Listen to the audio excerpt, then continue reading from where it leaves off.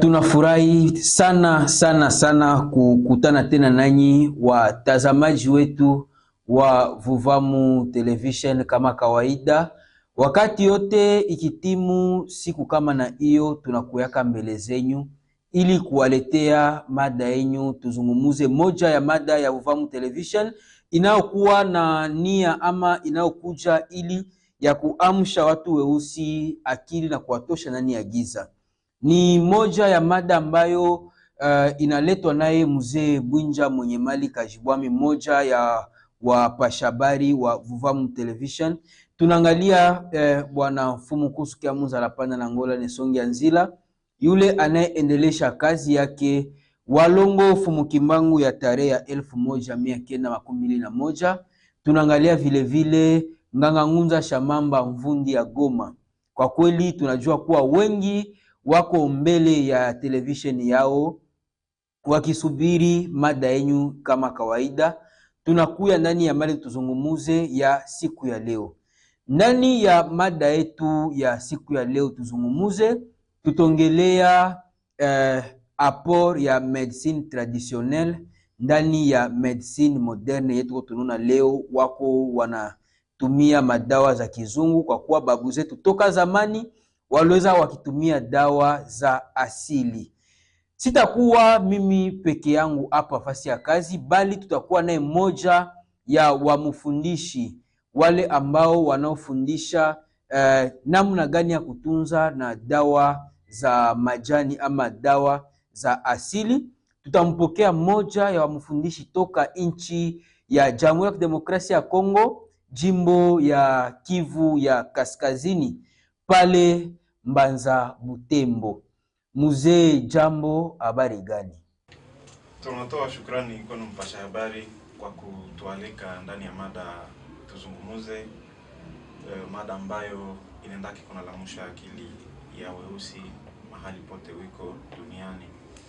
Kwa majina mtuite Chiita Muhindo Muhima, tuko mmoja kati ya walimu kwenye shule Ifometra ambayo ni shule yenye kunafundisha kiganga ya asili au kiganga kupitia dawa za majani yenye inajulikana jina ya medicine traditionnelle.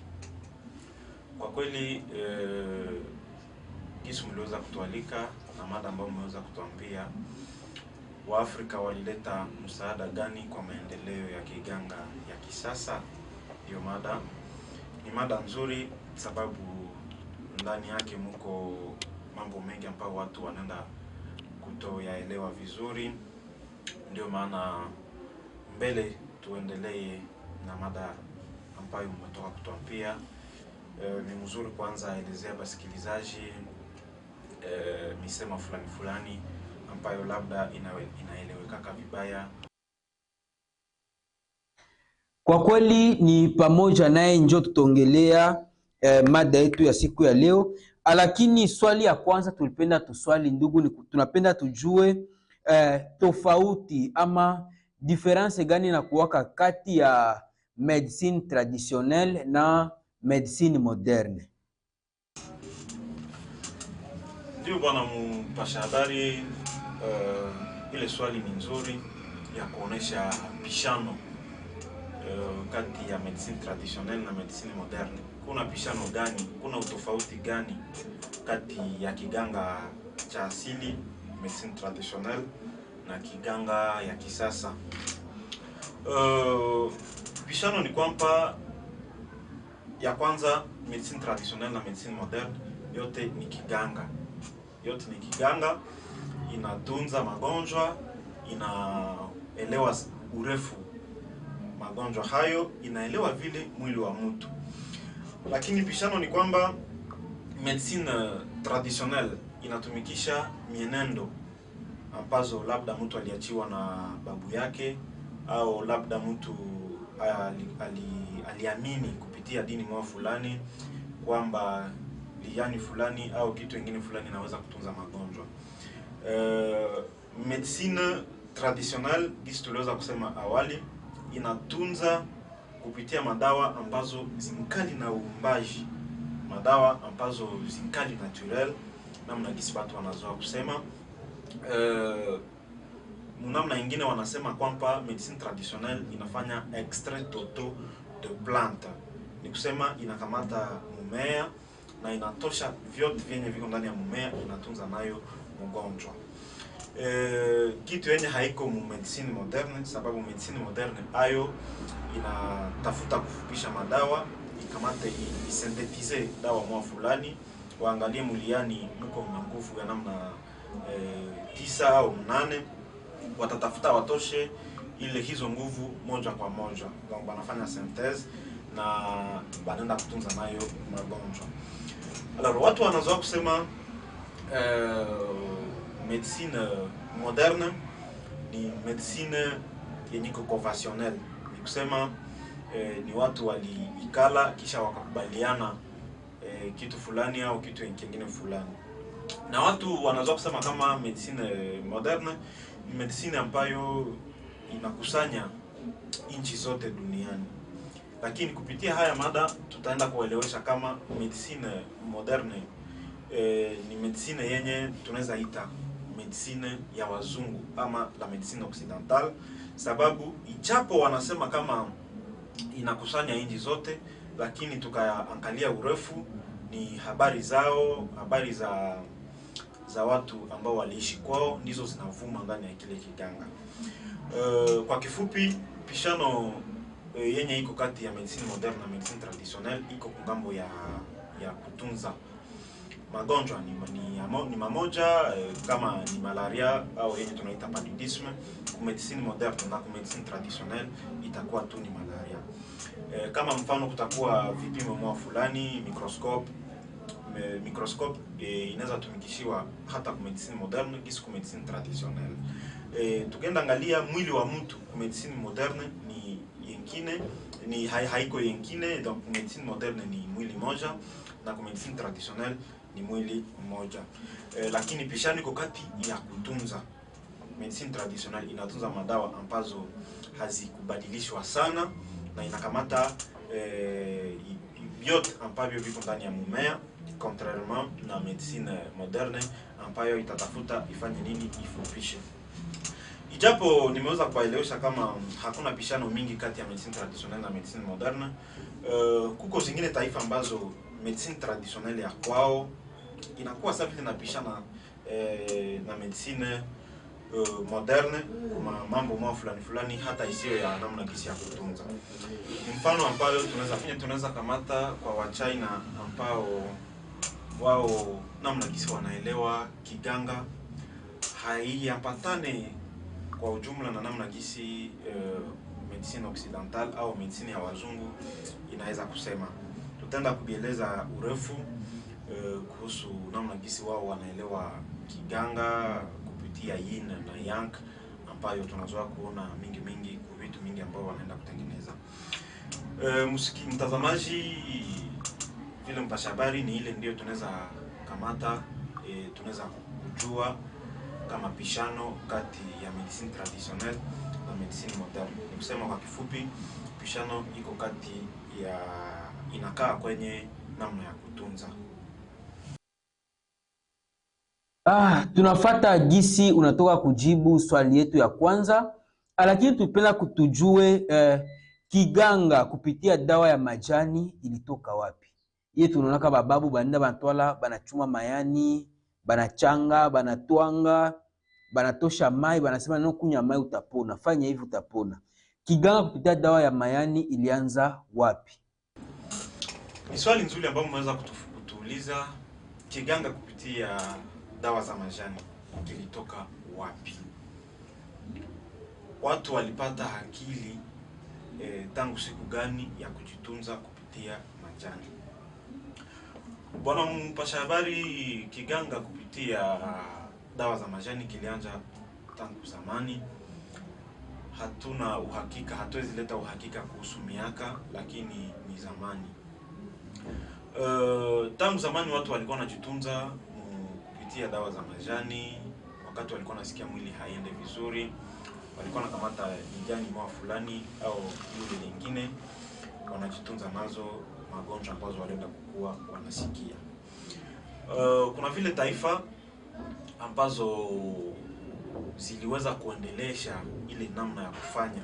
Zile taifa ziliweza kuendelesha sana kiganga kufika mkiwango yenye namna gisi walikuwa wanafanya kwa mwanzo. Taifa mao fulani zilikuwa zinabadilisha zile maminendo. Ndio maana tutaweza kuelezea kwa muda mfupi tu historia ya kiganga ulimwenguni mbio. Tunaenda kuelewesha watazamaji kwamba Waafrika ndio walienda kuendelesha kiganga kupitia dawa za majani kumwanzo. Ni ishara mingi ambazo zinaonesha hata leo watu wanaendelea kushuhudia kama medicine traditionnelle africaine ndio ya mwanzo, ndio ya zamani kushinda uganga wote wa zingine taifa ulimwenguni. Ni kusema babu zetu, sababu tuko wa Afrika, ndio maana mimi nasema vile babu zetu wa Afrika walienda kuendelesha sana kiganga, walielewa sana mwili wa mtu, walijifunza sana magonjwa, walielewa vile namna kutunza hayo magonjwa. Ni mfano ambayo tutaenda kupana ya ishara ambazo mpaka leo zinawekwa mu vyumba ambavyo vinawekwa vitu vya zamani, zile tunaita musée. Kuna ishara mingi za kuonesha kama Afrika huku kwetu kwa Afrika ama Misri ndio iliweza kuendelesha kiganga kwa mara ya kwanza, sababu vitabu vya mwanzo vya kuelezea kuhusu kiganga ni Waafrika ndio waliweza kuvifanya. Ni mfano yenye tutaweza kuwapatia ya mapapyrus. Mapapyrus zingali nawekwa mpaka leo, zinaelezea urefu kuhusu medicine traditionnelle africaine na namna gisi babu zetu walienda kujitunza magonjwa moya fulani. Utaenda kuelewa kama zingine taifa kama ziliweza kuendelesha vile kiganga ni sababu ziliweza vile kusaidiwa na mawazo ambayo wa Afrika walikuwa tayari walishafanya kwa ile muda walikuwa wanaishi. Historia ya kiganga kwa wa China nao vile ni hatuwezi kataa kuielezea watazamaji wetu. Wa China nao vile waliendelesha kiganga, waliendelesha sana kiganga kupitia dawa za majani. Na wakati wenye ilifika wakati kutokea mtu mmoja ambayo aliwenda kuunda shule ambayo ilienda kufundisha watu kiganga kupitia dawa za majani. Matunda ya ile shule ikaleta kitabu ambamo walienda kuandika siri fulani za kiganga na namna jinsi ya kutunza magonjwa fulani. Kitabu ambayo wanaenda kuita One Dinai Jing. Ni hiyo kitabu ambayo walienda kuandika mpaka sasa kingali. Wa China wanaendelea wanatosha mule siri fulani ili waende kutunza nazo vile magonjwa na waende vile kuendelesha kiganga yao. Na tutaenda kuambia wasikilizaji kama wa China walienda kuelewa vitu mbili. Ya kwanza ni ile wanaita yin, ya pili ni ile yenye wanaita yang. Ni akili mbili ama teori yenye inaelezea kuhusu dunia namna gisi inaumbika. Wa China wanaenda kuelewa kama dunia inaumbika na vitu viwili, yenye tunaweza ita kibaba na yenye tunaweza ita kimama. Yin watenda kuita kimama, watenda kuita giza, watenda kuita kupola, watenda kuita kitu yenye napokea. Lakini yang watenda kuita kibaba, banaweza ita jua, banaweza ita moto, banaweza ita mwangaza. Ni kusema ni ile deux theories, yin na yang ndio inaleta msingi wa kiganga kungambo ya wa China. Na hadi leo wa China wanaelewa kama yin ama yang ikashindwa kwenda kwa usawa mwili wa mtu, ni ile hali ndio inaletea magonjwa. Ni hapa ndipo tuliweza kusema kama hii akili yin na yang ya wa China ndio inapasa vile na inaenda kando na namna gisi wazungu wanaweza kutuelezea mwili wa mtu, sababu au wanakubali kama yin ikashuka au ikakuwa na vurugu hapo inaweza letea magonjwa. Ni kusema kwa kifupi, moto ikashuka mwilini wa mtu inaweza letea magonjwa. Kisi vile baridi nayo ikapunguka kwa kiasi mwa fulani, nayo inaweza letea vile magonjwa. Wa China mtenda kuelewa kama mpaka leo wangana kiganga yao ya asili, wangana endelesha kiganga yao ya asili. Ni mifano yenye tunaweza pana, sababu kunakuwa mpaka leo wangana ma university ambazo ziko nafundisha watu medicine traditionnelle chinoise, na wameweza kabisa kupeleka dawa zao mwinchi mingi duniani kupitia makompani fulani. Kuna vile mfano yenye mineza taya Fokank, ni makompani zenye ziko naenda kuuzisha dawa zao dunia yote, lakini ni kiganga, ni medicine traditionnelle chinoise ndio tunaenda kutumikisha wakati tunatumikisha madawa za hizo makompani. Tunaweza taa mfano ya Fokank, tunataa mfano ya Fohao, tunataa mfano ya Mkwanjana, tunataa mfano ya Dinafarm.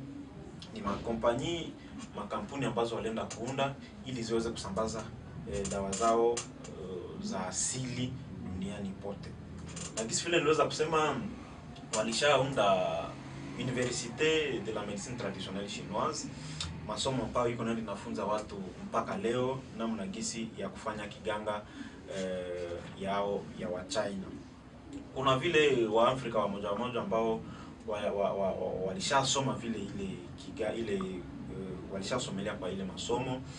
Université de la Médecine Traditionnelle ni mfano ya mtu mmoja mimi za taja ni wa Mali, Saint Malien, wanamuita Diara Boubacar. Leo ni docteur, ni daktari mkiganga ya asili ya wa China. Wahindi nao walienda vile kuendelesha kiganga yao, sababu historia ya Wahindi mkomo vile fashi kwenye walienda kuandika vile kitabu ambayo inaweza kuelezea urefu kiganga na namna gisi walikuwa wanajitunza zamani. Kulitokea mtu mmoja alikuwa anamuita Punarvasu Atreya, na aliweza kuunda vile shule ya kufundisha kiganga. Yeye pamoja na wanafunzi wake waliweza vile kuandika vitabu mingi ambavyo leo Wahindi walishakusanya fashi moja na kufanya kitabu moja yenye wanaendelea kwa wanasomelea ndani kiganga yao ya asili. Kwa kweli ndugu mtazamaji, mtaanza kuelewa kama historia ya kiganga ulimwenguni, watu kujitunza kupitia dawa za majani ilianza tangu siku mingi.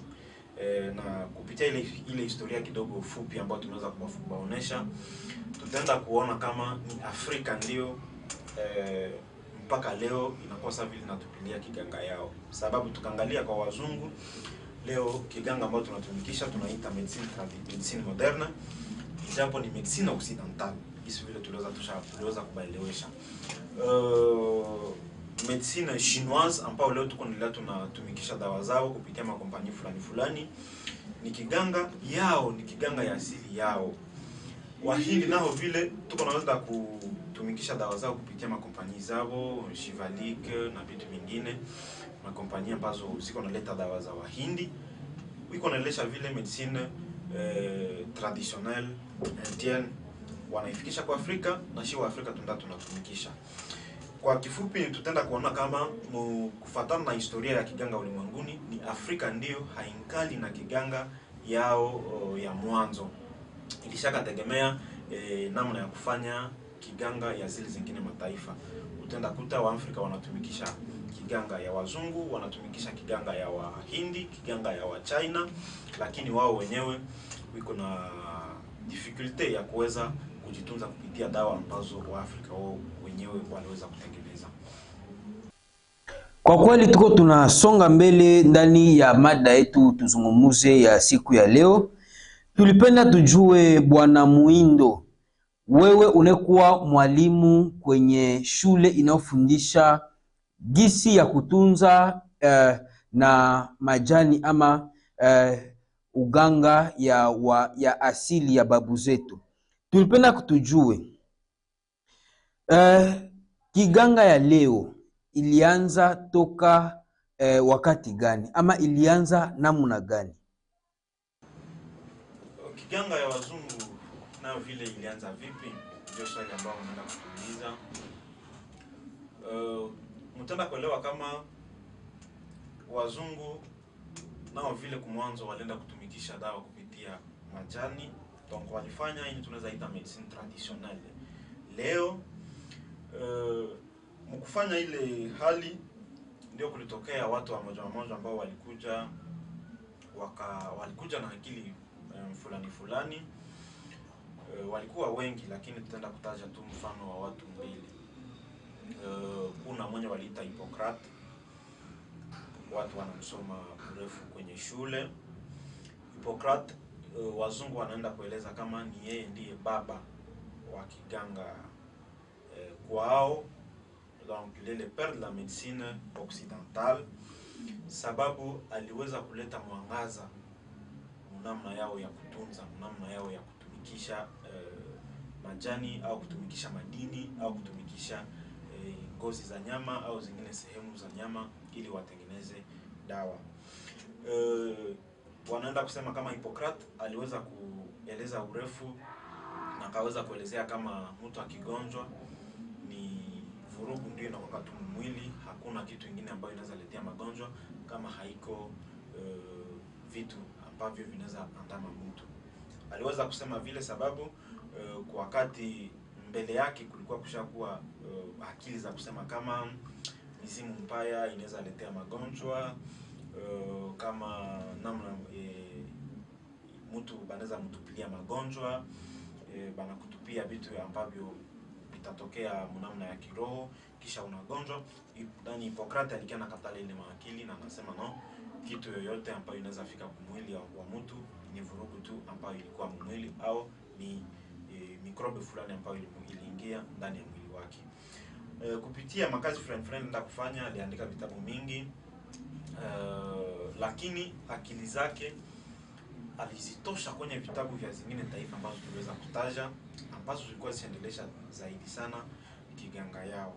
Ni mfano ya Waafrika. Hippocrate aliweza kusaidiwa na vitabu vya Waafrika vile na akili ya Waafrika kupitia namna gisi walikuwa walishafanya kiganga. Ni ishara fulani ambazo tutaenda kuwaonesha, tutaenda kulomba wafundi wetu wako wanaonesha hizo ishara. Kukatokea mwingine walikuwa wanamuita Galien, Claude Galien, ambaye naye aliweza kuleta mwangaza namna kutayarisha dawa. Naye leo banamuita baba wa pharmacie, donc le père de la pharmacie occidentale, sababu walisaidiwa sana na namna gisi yeye aliweza kueleza kiganga na namna gisi yeye aliweza kuwafundisha namna kupiga dawa. Kwa kifupi, ili muweze kuelewa kwa kifupi, Galien pamoja na Hippocrate ndio tunaweza sema waliweza kuendelesha na waliweza akili zao ilienda kukua mwanzo ya kiganga kwa ngambo ya wazungu, sababu ni kupitia Hippocrate na Claude Galien ndipo wazungu walianza kufanya synthese ya madawa. Donc kupitia akili zake wazungu walikuwa na akili ya kufanya ya kutosha mmuliani ama nguvu mwa fulani, wanatupa hizo zingine nguvu, na ile nguvu ambayo walitosha ndio wanaenda kutunza nayo magonjwa. Tulienda kusema kama Hippocrate alienda kutosha akili zake, alienda kusaidiwa na akili ya Waafrika. Claude Galien vile historia inaenda kueleza kama ili naye aweze kufanya ili aweze kuleta akili yake ambayo inaenda kuonesha watu, notamment théorie des 4 humeurs, 4 elements yenye Galien alienda kuelezea. Ile akili zote alizitosha, alizipata sababu alikuwa anasoma vitabu ambavyo Hippocrate aliweza kuacha. Hippocrate mwenye naye aliweza kusoma vile vitabu ambavyo Waafrika walienda kufanya. Ni kusema Waafrika, akili ya Waafrika ilienda kusaidia hawa watu wawili kwa kufanya nini? Kwa kuendelesha kiganga na kuleta akili ambazo walienda kuleta.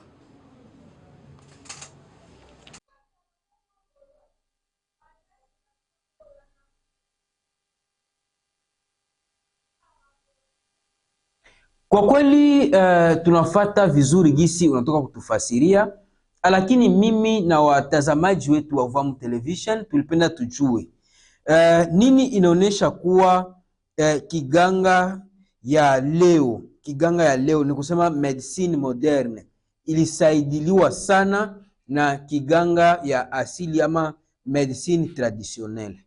Kauli ni kwako Bwana Munganga. Swali ambalo mnauliza bwana mpasha habari ni swali nzuri, sababu nitaenda kuleta maelezo zaidi kuhusu mada ambayo tunaenda kukamata leo. Ishara gani ama vitu gani ndivyo vinaweza tuma tuelewe na tujue kama kiganga ya kisasa ilienda kuundwa kupitia mawazo ya Waafrika au kusaidiwa na mawazo ya Waafrika? Nikusema pale mnatuomba tuoneshe ishara, mapreuve, mifano fulani ambazo zinaweza kuhakikisha kama Waafrika ndio waliweza kusaidia kiganga ya kisasa. Ishara ni mingi, sababu kama hata zingine ziko mpaka leo, zengi haziko, zilipotea wakati wenye walienda kubomoa mataifa za Afrika kupitia colonisation, kupitia esclavagisme na kupitia vile wakati utawala wa farao ulienda kuanguka. Lakini ishara fulani ambazo ziko mpaka leo ni mapapyrus ambazo tulienda kutaja kiingilio yetu. Mapapyrus ni ile makaratasi ambao Waafrika walikuwa wanafanya zamani wakiitosha mimea ambao mmea nao vile naitwa papyrus. Ile mapapyrus walienda kuandika siri zao kupitia namna kisi walikuwa wanaandika siri zao za commerce, siri zao za kiganga, siri zao za siasa, siri zao za namna kuongoza. Siri mingi walienda kuwa wanaziandika kwenye mapapyrus. Kuna mapapyrus za kuelezea kuhusu kiganga ambazo mpaka leo wazungu wanaenda kuweka. Kuna mfano ya papyrus Eber ambayo ni papyrus yenye iliweza kupatikana pa Misri kwenye kaburi ya makaburi za wafarao. Na wanadai kama walipata papyrus mwenyewe katikati ya miguu ya mufu. Wakati Misri anaenda kuipata, aliuzisha mtafiti mmoja kwa jina ya Eber ambaye aliweza kuinunua. Kisha kuinunua kwa mwaka wa 1872 ndio wakati anaenda kuinunua, na huo Misri aliweza kuipata kwa mwaka wa 1862. Tunaona kama nikisha miaka 10 ndio ule Misri alienda kuihusisha kwa huyo mtafiti. Papyrus Eber ni papyrus ndefu sana ambayo inaweza fika hadi 20 metre, na inaelezea kiganga, inaelezea vitu mingi mkiganga, sababu iko na plus de 875 prescriptions et préparations de plantes médicinales. Ni kusema namna za kuweza kutayarisha madawa na namna kisi ya kuweza kujitunza kupitia mayani. Plus de 875 prescriptions. Inaelezea vile kuhusu phytologie. Phytologie ni usomi wa mimea. Inaelezea mimea zaidi ya 700, plus de 700 plantes zenye ile papyrus inaweza kuelezea. Papyrus iko vile na maelezo za kuhusu mitumikio ya roho, cardiologie, mitumikio ya kiungo ya uzazi ya mama ama gynecologie, na ingine vitu ambavyo vinaandikwa kwa ile papyrus. Papyrus hiyo mpaka leo wazungu wangali wanatosha ndani vitu vya namna kisi wanaweza nao vile endelesha kiganga yao. Ni kusema mpaka leo papyrus Eber ingali inasaidia wazungu namna kisi ya kutengeneza madawa. Mtenda kuelewa kama papyrus Eber leo inawekwa kwenye musée ya Allemagne, musée ya Leipzig, kwenye bibliothèque universitaire. Ni bibliothèque universitaire ya Leipzig ndio inaweka Papyrus Eber. Alors mtenda kuona kama Papyrus Eber, mkatafuta namna gisi wanaweza kueleza, ndio wanasema ni kitabu ya zamani tena ndefu yenye inaelezea kuhusu kiganga, sababu ilienda kuchapishwa, wanawazia kama ilienda kuandikwa kabla Yesu kuzaliwa kwa mwaka 1550, ndio waliweza kuandika. Historia inaenda kusema kama Papyrus Eber iliweza kuandikiwa wakati wa utawala wa mwami ama mfalme Amenophis Premier. Ni vile ndio wanaenda kusema. Mbali na Papyrus Eber inaeleza urefu kuhusu kiganga, kuna ingine papyrus ambayo wanaita Papyrus Smith. Papyrus ambayo nayo iliweza kupatikana pa Misri, pale Egypt. Iliweza vile kupatikana kwenye makaburi na wanasema iliweza kuandikwa mwaka kabla Yesu kuzaliwa, karibu mwaka 1550. Namna gisi vile na Papyrus Eber wanaweza kusema kama na vile iliweza kuandikiwa kwenye hizo miaka. Papyrus Smith ni papyrus yenye nayo inaelezea urefu kuhusu namna gisi ya kutunza. Zaidi sana Papyrus Smith inaelezea kuhusu namna ya kutunza magonjwa fulani ya wamama, namna ya kufanya upasuaji. Wanda kusema kama Papyrus Smith inaweza kuelezea urefu kuhusu pathology chirurgical yenye inaenda kutengewa vizuri. Tunaweza ita pathologie chirurgicale bien structurée. Ni kusema ukasoma Papyrus Smith unaweza kufanya upasuaji. Na bila shaka ni hiyo ndio wazungu walienda kusoma urefu na wakaenda kugundua upasuaji, namna gisi unaweza fanya upasuaji na kidonda inaweza pona namna gani, na biote penye vinaweza husu upasuaji. Bali na Papyrus Smith, Papyrus Eber pamoja na Papyrus Smith, kuna zingine papyrus ambazo zinaelezea urefu kiganga. Ni mfano Papyrus de Berlin, kuna vile Papyrus de Louvre, kuna Papyrus Leydi et de Budapest, kuna vile ingine Papyrus de Kahun, na zingine papyrus ambazo mpaka leo wazungu wanaweka na zingine naendelea kuwasaidia namna gisi ya kufanya kiganga kungambo yao. Mtanda kuelewa kama mbali na papyrus kukua iliweza kuelezea urefu na iliweza kusaidia kiganga ya kisasa, kuna vile zingine ishara ni vitabu ambavyo wakoloni walienda kufanya wakati wa ukoloni. Ni mfano yenye tunaweza pana ya kitabu ambacho kiliweza kuandika kwa 1937 na Wabeleji ndio walienda kukiandika. Ni kitabu ambacho kinaelezea kuhusu mimea zenye zilikuwa huku kwetu nchi yetu ya Kongo. Ukasoma kitabu hicho utaangalia kama wazungu walienda kufanya utafiti na walienda kuuliza Waafrika namna gani wanatunza magonjwa, wanajitunza kupitia dawa ya mayani, na walienda kufanya maripoti wakaenda kuandika vitabu, wakatumia vile vitabu wakubwa wao, na bila shaka kupitia siri hizo ambazo Waafrika walienda wanawapatia, waliweza kutengeneza madawa mingi zenye labda mpaka leo tunaweza kuwa tungaendelea kutumikisha mpaka leo. Nikusema bwana mpasha habari vile na watazamaji, Afrika ama Misri ama watu weusi walileta msaada mingi maendeleo ya kiganga ya kisasa, na wazungu walienda kutosha akili mingi ile mavitabu ambazo walienda kuandika na zile mapapyrus ambazo zilienda kuvumbuliwa. Waliweza kutosha ndani vitu mingi ambavyo mpaka leo wangali wanaendelea kutumikisha. Bila shaka watazamaji mtenda kuelewa kama Waafrika walijua kiganga namna gisi vile leo watu wanapenda watu wanaelewa kama Waafrika walikuwa hawajui kiganga, ni mzungu ndiye alileta kiganga, lakini haiko vile.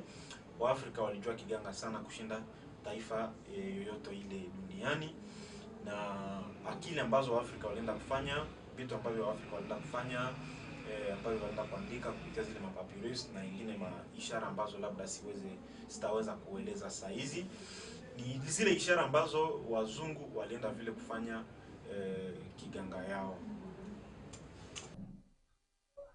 Tuko tunaenda kabisa, tuko tunazogea mwisho ya mada yetu ya siku ya leo, lakini tulipenda tujue kwa nini leo Afrika ambayo jana ilikuwa na waganga, Afrika ambayo jana ilifundisha ba grand philosophe, tunaona ba Hippocrate, serma ya Hippocrate ti leo mu medicine inakuwaka. Hippocrate ni moja ya wale ambao walisoma hapa ndani ya bara yetu ya Afrika, ndani ya mji wa Misri ama Egypt. Lakini hadi leo tunaona bara yetu ya Afrika haina tena waganga. Mzee Muhima, waganga wa bara ya Afrika walienda wapi na nini inotuma leo Afrika haina tena waganga? Swali yenye mnauliza ni swali muhimu, sababu itasaidia vile watazamaji. Leo Afrika inakuwa na ugumu wa kujenga tena kiganga yao, ugumu wa kuendelesha tena kiganga yao, ugumu wa kutunziwa kupitia kuganga wao. Ni shida yenye iko, sababu waganga wengi wa dawa za majani katika Afrika hawana maendeleo, labda wanatengeneza dawa zenye raia haitafurahi kwenda kuzitumia. Kuna mara vile waganga wa kizungu wanafatafata vile wale waganga kusema dawa zao ziko naletea magonjwa kuliko ziponeshe, na kusema kama dawa za majani ni dawa ambazo hazistahili. Ile hali iko naenda inatuma kiganga ya Afrika iende inakufa siku kwa siku. Ndio kwa maana swali ambalo mnauliza kama nini Afrika inakosa nini ili iweze kujenga tena kiganga yao, ijapo ni wao ndio walikuwa waganga wa mwanzo. Shida ni zengi bwana mpasha habari, vile wasikilizaji nao wataenda kuhakikisha shida fulani fulani. Ya kwanza ni kwamba watu hawapendelee tena kiganga ya asili. Wanawazia na wanasema kiganga ya asili ni kiganga ambayo haina matibabu mazuri, ni kiganga ambayo haitunzi madawa zao, hazina namna, hazifurahishe kuona. Donc madawa zenye hazina esthetique namna kisipandana kusema. Shida kwanza ya raia kuchukia hayo peke kiganga yake ni shida kubwa yenye inaweza kutoa kiganga ya asili ya Afrika isiweze tena kuendelea. Nyingine shida ni kwa wale ambao wanaenda wiko nafanya kiganga ya asili, wakati yenye ile makompani za kutoka nje zinafika ndani ya Afrika, zinakuya zinaleta dawa za medicine traditionnelle chinoise kwetu kwa Afrika. Inaendaka kwa ya kushangaza, waganga wa Kiafrika, waganga ambao tunaweza ita praticien wa Kiafrika, ndio wanakuwa wa kwanza kwenda kuingiza mjile makompani. Wanaendelea wanatunza dawa ambazo zinatoka nje, dawa zao zinaenda banaziacha, banazitupilia mbali. Shida inakuwa ni kwamba wakati anaangalia dawa inatoka nje ni dawa ambayo inafungiwa nzuri, iko na aesthetic namna gisi tunaweza sema, anaona yake iko na ugumu ya kupata chombo cha kutia ndani mgeo, iko na ugumu ya kupata karatasi ya kutia kwenye dawa zake, ndipo ataona dawa mzuri yenye anapaswa tumikisha na yenye anapaswa ambia gonjwa yake ni ile ambayo ilitoka nje. Ni kusema ile kuingia mu vikundi vya madawa za nje iko natuma kiganga ya Kiafrika isiendelee mbele. Kuna mara vile serikali za Afrika haziweze kupanga mipangilio mzuri kuhusu kiganga ya kiasili. Kuna taifa zingine ambazo zishaka integre medicine traditionnelle mu système de santé, na zingine ambazo hazija integre bado medicine traditionnelle mu système de santé. Mbali na ile, kuna taifa zingine ambazo hazina mwelekeo mzuri, hazina mpangilio mzuri kuhusu medicine traditionnelle, hali yenye nenda tuma waganga wa medicine traditionnelle ama waganga wa dawa za asili wasipate msaada kazi ambazo wanataka kunafanya. Shida zile ndizo zinaenda tuma kiganga ya Kiafrika yende inaanguka siku kwa siku, na inatuma Afrika isikuwe na kiganga, japo zingine taifa na zikuendelesha mganga wake wa asili.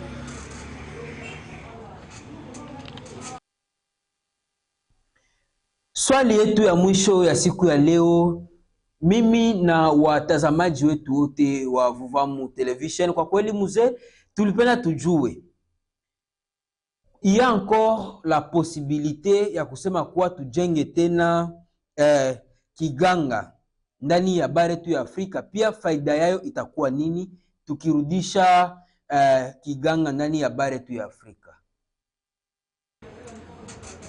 Kuna uwezekano kabisa wa kuongeza lamusha tena kiganga ya Kiafrika, sababu hatuna kitu ambacho tunakosa. Tuko na vyote venye vinaweza tuma tunaweza tena kujenga kiganga ya Kiafrika. Tuna miti, mwitu ni mwingi, hatuwezi kosa fashi kwenye kutapusha madawa, sababu zingine taifa ambazo tulitoka kutaja awali zinakuwa na shida ya kutengeneza dawa.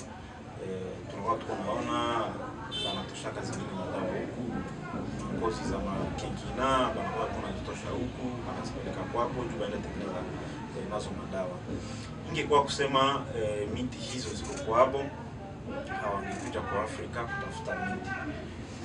Presence yao kwa Afrika inamaanisha kama kwapo hawana ile miti, lakini tuko kwetu na miti kwetu kwa Afrika, miti mingi ambayo ni msingi ya kutengeneza dawa mingi za majani.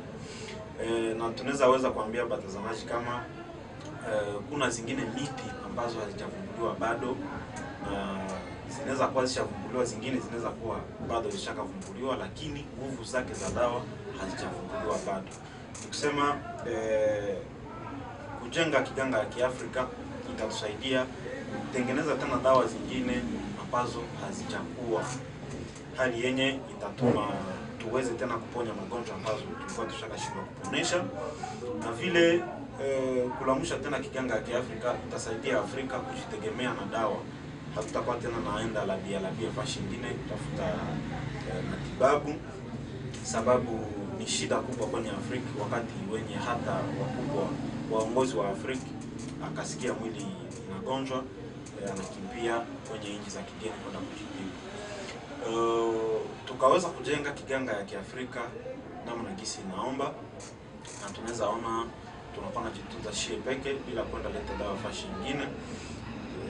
Ile hali itasaidia vijana vile kupata makazi na watu wengine vile kupata makazi, sababu ile kazi ya kwenda leta matière première porini benye bataitransforme, benye bataitengeneza, benye bataitia kwa etiketi, tunaweza angalia ni batu mingi benye batapata makazi kupitia kujenga tena kiganga yetu ya asili. Kwa kweli kujenga kiganga ya asili kwa Afrika ni kitu moja muhimu yenye inaomba tufanye, lakini kama hatufanyi tutaendelea toujours tuko nyuma ya zile zingine taifa ambazo zishakaendelesha kiganga yao ya asili. Na tunaenda tunasema kama kiganga ya Kiafrika ni kiganga yenye tukasema tunajenga ni kiganga ambayo kinaweza kuwa na nguvu kushinda hata zingine taifa, sababu tumetoka kusema hatukose kitu ili tuweze kujenga kiganga yetu ya Kiafrika. Na tena ni huku kwetu kwa Afrika ndio kwenye kunapatikana kisu vile nikisema matière première nyingi. Tukaangalia kama ni manyama mingi ziko kwa Afrika, tukaangalia kama ni madini mingi ziko kwetu kwa Afrika. Kusema tuko na kazi ya kuweza kujenga tena kiganga yetu ya Kiafrika ili tuone nasi vile tumejitegemea kampu ya dawa.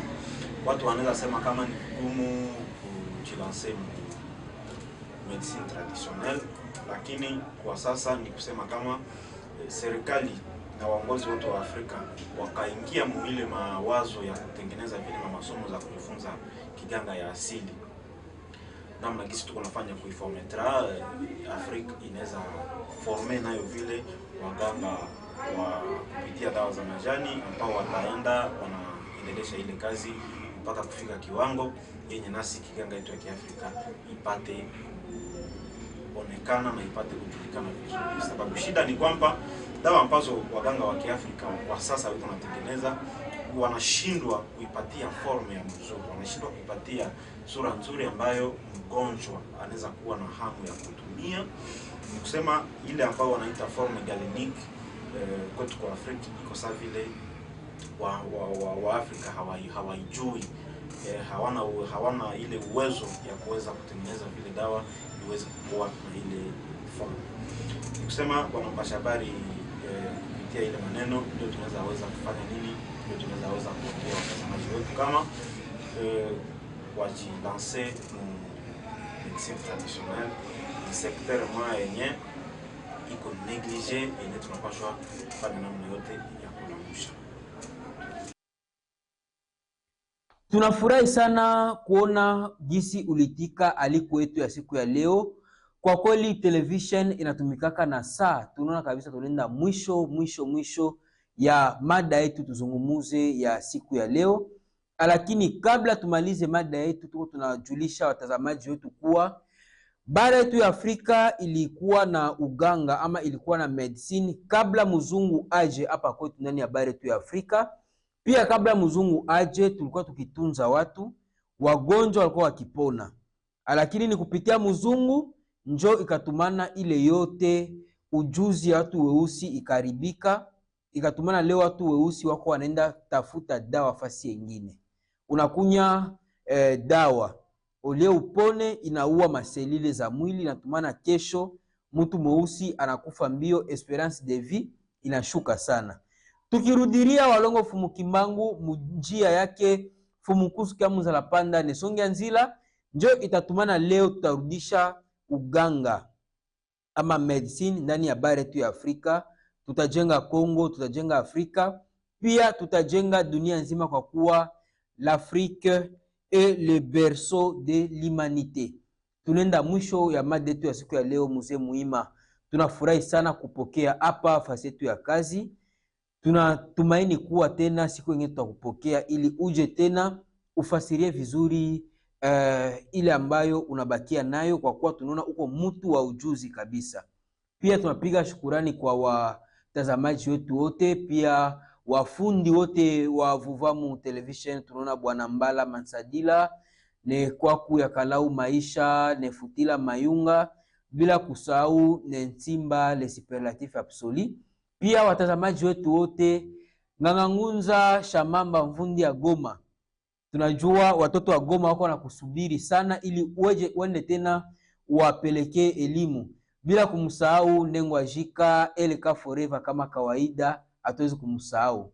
Kwa heri, mwisho ya mada yetu. Mzee Muhima, kwa heri, tukutane tena siku zinazokuja. Kwa heri watazamaji wetu, muendelee kufuata Vuvamu Television. Kwa madini ila barabara nzuri hakuna. Nchi tajiri kwa misitu, ni wanafunzi wanalipa walimu. Kuwajua majira nzuri mwakani, ila mchele watoka Pakistan. Mikiki yaja Tanganyika, ila mpyodi za toka Ulaya. Kwa university na wenye ujuzi kufaidia nchi zingine. Askari jeshi wa moja, wapora wala rushwa wadui.